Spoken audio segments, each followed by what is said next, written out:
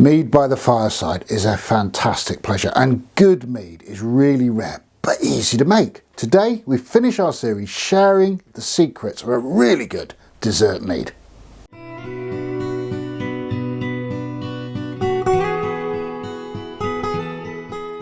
Welcome to English Country Life. My name's Hugh, and together with the fabulous Fiona I live in this cottage here in rural Lincolnshire on our smallholding. And being smallholders, we don't have a lot of money. But I do like a glass of mead, and good mead to buy is ferociously expensive. But good honey from a local beekeeper isn't.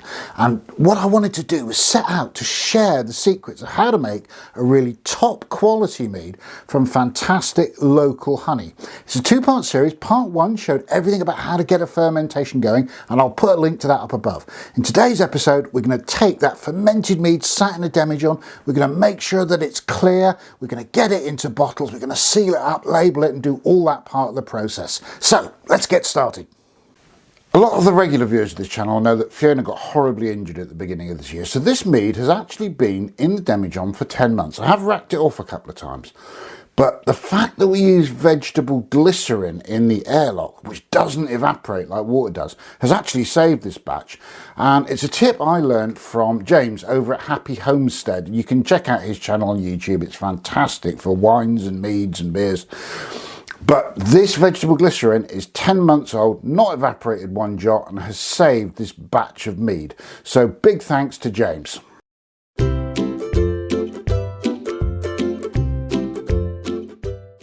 We'd normally be doing this at the 6-month stage, but let's take a look at our mead. And of course ours is at 10 months because life got in the way. Looks beautifully clear. We've lost a little bit because we've siphoned the mead off the sediment a couple of times, and you can see there is still some sediment in the bottom, so we're going to have to deal with that. But the other thing I want to do is find out if there's any unfermented sugar. And in order to do that, I'm going to use this rather scary looking device that's called a wine thief. And basically it's a very large pipette. It's got a bulb at the top, and if you push the air out, lower it carefully into the liquid, it will draw up some liquid without disturbing the sediment.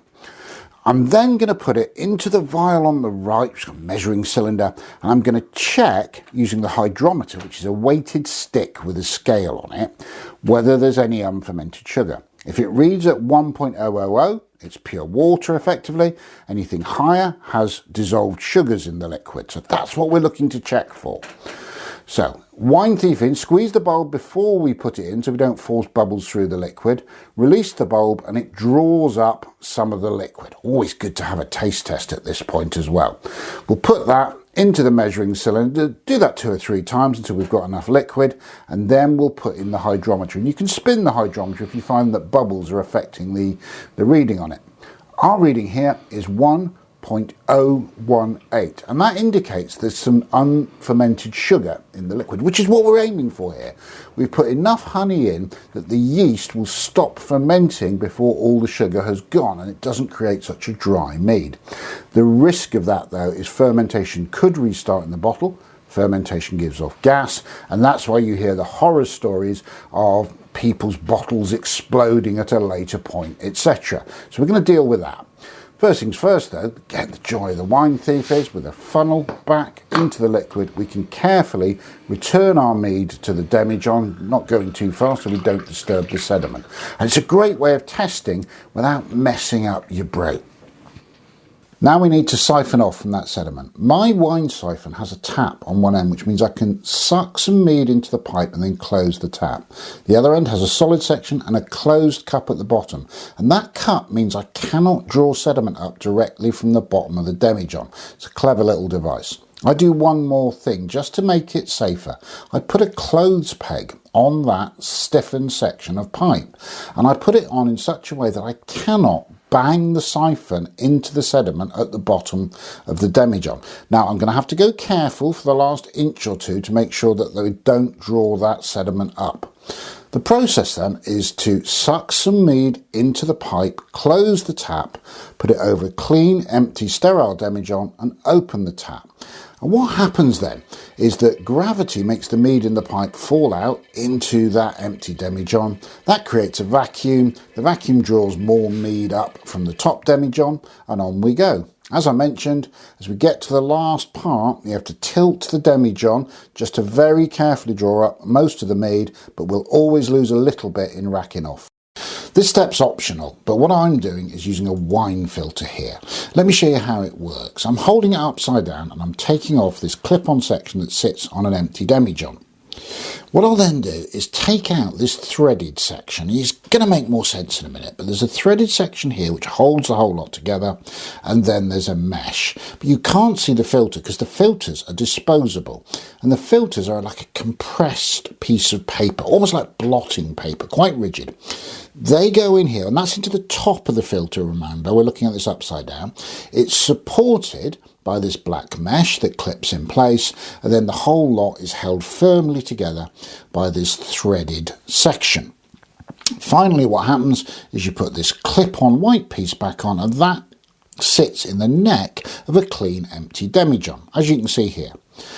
Before we run the mead through it, what I'm doing is actually running a demijohn of clean fresh water through it. And the reason I'm doing that is as the water flows through this filter at the bottom, it's going through that paper and it's making the paper swell up, and the fibres bind tightly together, gives you a finer filter.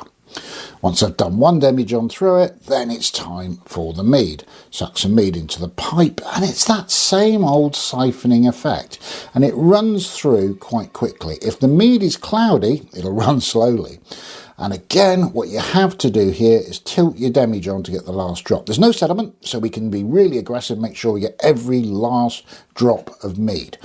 Now, honestly, this mead is so clear that we don't need to worry about it too much, but let me just show you what you're going to see once I've put my airlock back in the demijohn.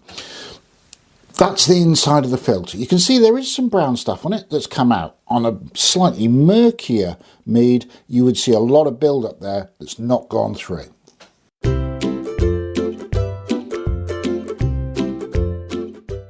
I choose to stabilise my mead because I have had, particularly with sweet meads, fermentation restart. I'm going to use 3/4 teaspoon of potassium sorbate dissolved in half a glass of warm water, and that will coat any remaining yeast and stop it from multiplying. It doesn't stop an active fermentation. I'm also going to add a crushed Campden tablet, and that does two things. It acts as antibacterial, but it also means that it is much less likely to get off flavours from oxygenation during the bottling process. It actually sort of stabilises the wine from oxygen, which can give bad flavours. So I crush that Campden tablet just between 2 little teaspoons and stir it into the warm water. It'll dissolve anyway. This just speeds the process up. When I've got both chemicals fully dissolved, I'll take out the airlock from the mead, I'll put a funnel in, and I'll pour the dissolved chemicals into the must. And then I feel like I like to give it a stir. It's probably not necessary, but it improves my state of mind.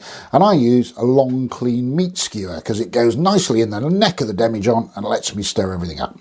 Then I'll refit the airlock. I'll leave the whole lot for 24 hours, and that's then a stable mead.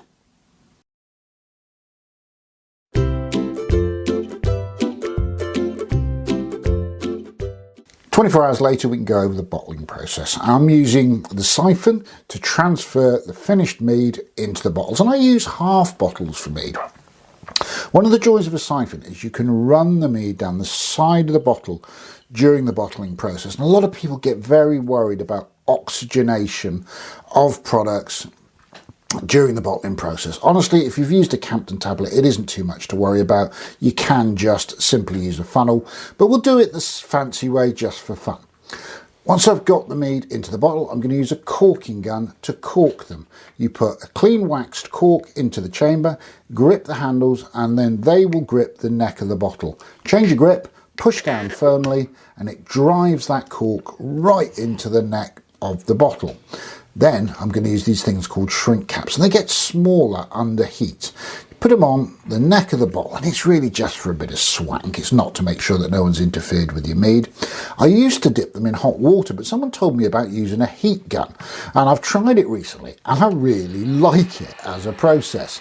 So turn on your heat gun and just give it a very quick blast. And here in a close-up, you can see just how quickly that shrink cap seals itself around the neck of the bottle. Labelling, again, I've got a different technique that I use these days. I like these acrylic paint pens. They write on the bottle. It is actually paint, so it never fades, it doesn't go away, and mead needs to be laid down, ideally for at least a year before you drink it. Now, this mead's a bit older, so it may not make it that far, but the great thing with the paint pens, as I say, is they're completely indelible, but when you finish with your mead, it scrubs easily off the glass. Well, that's my method of getting what I consider to be a really top-end mead. And, you know, my credit goes to Andy, who produces the honey, not to me for producing the recipe, because really good honey makes really good mead. But done badly, it either ends up as far too dry with all that honey sweetness gone, or far too sweet and it tastes sickly and sticky and like you're drinking a glass of honey. What this recipe does is it perfectly balances a good quality mead yeast with the right amount of honey, so you get the alcohol, but there's enough sweetness left really to give you that essence of a top quality honey. I do stabilise it. Some people will disagree with that, but I have had meads restart fermentation once I've bottled them. This shouldn't do that. I mean, it's been in that demijohn for the better part of a year, but better safe than sorry. This is my recipe and my method, so we're doing it my way. If you've enjoyed today's content, can you spare us 5 seconds? Give us a thumbs up down below. If you've got any questions on making beer and wine and mead, leave them in the comments and I'll try and answer them or get back to you, or anything else on our self-sufficient life. And if we can't answer you in the comments, we'll make a specialist video to try and address your point. And if you want to see those videos, everything else we do, tap on subscribe down there and hit the bell next to it. It's a free service that lets you know every time we upload a new video. But for today, your very good health. Come back and see us soon. Take care.